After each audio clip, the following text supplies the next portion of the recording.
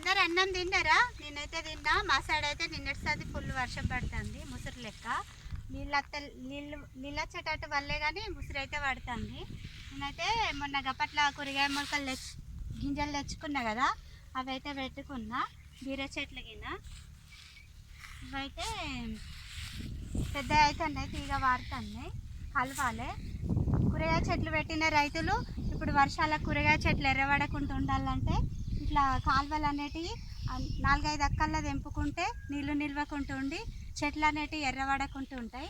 అట్లనే పత్తి నేను మొన్న పెట్టిన, వేరే సైడ్ అయితే కలుపుకొచ్చినాయి కదా, ఆ చెట్ల పత్తి చేనుల సుత నీళ్ళు ఉండకుంటూ ఉండండి.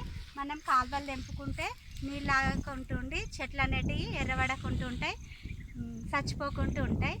ఓకేనా ఫ్రెండ్స్, నేనైతే ఈ చెట్లు కలవాలి. ఇక వర్షం పడేటప్పుడు చెట్లు కలిసినామనుకో, ఇక నీళ్ళు అనేటివి ఏర్లకు పోయి చెట్లు అనేటివి జల్లి నీరు వీడ్చుకొని ఉప్పెనేసినట్టు అయి చచ్చిపోతాయి. కొంచెం ఎండకు కలుసుకుంటేనే మంచిగా ఉంటుంది అన్నమాట.